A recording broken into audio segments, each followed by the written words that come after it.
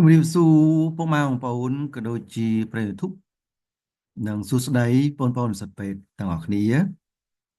បាទថ្ងៃនេះ MD 0108សូមធ្វើការចែកម្លែកពុកម៉ែបងប្អូនក៏ដូចជាប្រិយមិត្តនិងបងប្អូននិស្សិតពេទ្យទាំងអស់គ្នា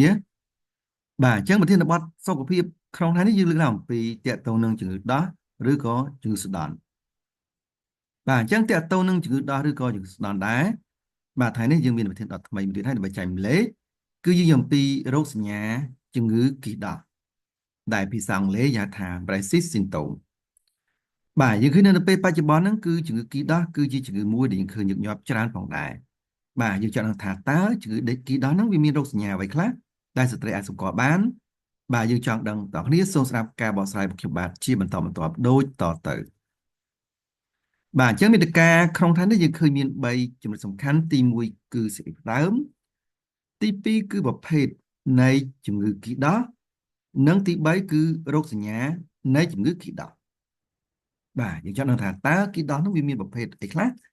ហើយរោគសញ្ញាដែលលេចចេញហ្នឹងស្ត្រីអាចសម្គាល់បានហ្នឹងមានអ្វីខ្លះដែរបាទយើងចង់ដឹងតើអ្នកសូមស្ដាប់ការបកស្រាយជាបន្តទៅទៀតបាទអញ្ចឹងយើងមើលជាដើមជំងឺគីដោះគឺជាគីលក្ខណៈជាថង់បំពេញទៅដោយសារធាតុរាវនៅក្នុងកពេញដោះជាទូទៅគឺមិនមែនមហារីកនោះទេបាទអញ្ចឹងជំងឺគីដោះពីច្រើនយើងឃើញថាវាមិនមែនមហារីកទេប៉ុន្តែមានមួយចំនួនទូចនោះគឺអាចមានករណីពិសេសដែរជំងឺនេះគឺកើតមានញឹកញាប់នៅលើស្ត្រីអាយុចាប់ពី35ឆ្នាំនិងកម្រមានមុនអាយុ25ឆ្នាំអត្រាកើតមានថយចុះក្រោយការអស់រដូវអញ្ចឹងណាគីដោះនោះវាអាចតកតទៅនឹងបំរែបំរួលនៃវដ្តរដូវរបស់ស្ត្រីផងដែរគីដោះអាចកើតមាននឹងរកឃើញក្នុងដោះមួយឬក៏កពេញដោះទាំងពីរតែម្ដងបាទអញ្ចឹងបណ្ដាបញ្ហាគីដោះហ្នឹងអាចរកឃើញលើកពេញដោះមួយឬក៏ពេញដោះទាំងពីរបាទអញ្ចឹងយើងមើលជាបន្តទៅទៀតតកតងប្រភេទគីដោះតើប្រភេទគីដោះមានប្រភេទអីខ្លះដែលស្ត្រីអាចត្រូវដឹងបាទយើងចង់ដឹងតោះនេះសូមស្ដាប់ការបកស្រាយជាបន្តទៅទៀតបាទអញ្ចឹងយើងមើលប្រភេទគីដោះយើងថាប្រភេទគីដោះហ្នឹងគឺតាមទិដ្ឋភាពដែលយើងបូមចេញមកបានបាទអញ្ចឹងយើងឃើញមាន3ពណ៌ក្រោយពីការបូមដល់មជុលទី1គឺគីសធម្មតាបាទឬក៏ហៅ simple ស៊ីគឺជាសារធាតុរាវសារភាពថ្លាឬបៃតងបាទអញ្ចឹងបើយើងបូមមកបានជាសភាពថ្លាឬក៏បៃតងរាវអានឹងគឺជាគីសធម្មតានោះទេគីសទឹកដោះ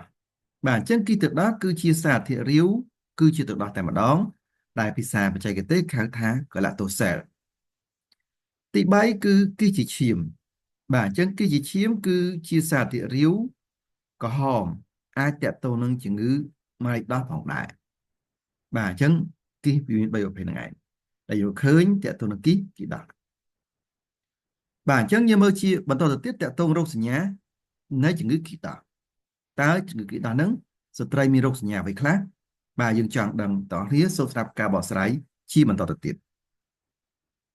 បាទអញ្ចឹងយើងមើលរោគសញ្ញាជំងឺគីដោះទី1គឺស្ត្រីដឹងថាមានដុំមូលឬពងក្រពើរលោងបាទគែមច្បាស់មានចលនាបាទអញ្ចឹងក្នុងករណីហ្នឹងគឺតើតែគីហ្នឹងវាធំដែរបាទបើគីតូចពិបាកក្នុងការកំណត់តើតែធ្វើអេកូបាទអញ្ចឹងគីធំអាចស្ទាបប៉ះជាដុំមូលឬក៏ពងក្រពើរលោងមានគែមច្បាស់និងមានចលនាហ្នឹងបាទអញ្ចឹងយើងមើលជាបន្តទៅទៀតតកតងរោគសញ្ញាជំងឺគីដោះទី2គឺមានការហូរសារធាតុរាវចេញមកពីចុងដោះបាទថ្លាឬក៏មានពណ៌លឿងឬក៏មានពណ៌ខ្មៅបាទនោះគឺជារោគសញ្ញាមួយទៀតតកតងនឹងជំងឺគីដោះបាទអញ្ចឹងយើងមើលជាបន្តទៅទៀតតកតងរោគសញ្ញានៃជំងឺគីដោះទី3គឺស្ត្រីមានការឈឺដោះបាទអញ្ចឹងស្ត្រីខ្លះគាត់ទៅពិនិត្យទៅជួបពេទ្យរឿងឈឺដោះបាទធ្វើការពិនិត្យអេកូទៅឃើញថាវាមានជាគីដោះនៅនឹងតែម្ដងបាទអញ្ចឹងយើងមើលជាបន្តទៀតតកតងរោគសញ្ញាជំងឺគីដោះទី4គឺមានការឡើងតឹងដោះនៅតំបន់ដុំដោះហ្នឹងបាទអញ្ចឹងឃើញថាវាមានការឡើងតឹងដោះនៅតំបន់ដុំដោះហ្នឹងគឺអាចជាសញ្ញាគីដោះអញ្ចឹងដើម្បីច្បាស់គឺធ្វើការពិនិត្យអេកូបន្ថែមទៀត បាទអញ្ចឹងយើងមើលជាបន្តទៀតតទៅនឹងរោគសញ្ញាជំងឺគីដោះទី5យើងឃើញថាមានការកើនទំហំដុំដោះមុនមករដូវបាទអញ្ចឹងការប្រែប្រួលទំហំដុំដោះនៅពេលមករដូវហ្នឹងវាអាចជារោគសញ្ញាមួយនៃជំងឺគីដោះផងដែរបាទអញ្ចឹងយើងមើលបន្តទៅទៀតតទៅរោគសញ្ញានៃជំងឺគីដោះទី6គឺមានការឡើងតឹងដោះមុនមករដូវបាទអញ្ចឹងការម្រែមរួលឡើងតឹងឈឺដោះមុនមករដូវអាហ្នឹងគឺជាសញ្ញាដែលយើងឃើញមានតទៅនឹងជំងឺគីដោះផងដែរបាទអញ្ចឹងយើងមើលបន្តទៅទៀតតទៅនឹងរោគសញ្ញាជំងឺគីដោះទី7គឺមានការថយចុះទំហំដុំដោះឬក៏បាត់រោគសញ្ញាផ្សេងទៀតក្រោយការចប់នៃការមករដូវបាទអញ្ចឹងគេសង្កេតឃើញសញ្ញាហ្នឹងគឺនៅពេលដែលបាត់រដូវហើយចប់រដូវហើយគឺមានការថយចុះនៃដុំដោះហ្នឹងឬក៏បាត់រោគសញ្ញាផ្សេងទៀតហ្នឹងបាទហ្នឹងគឺជារោគសញ្ញាមួយដែរ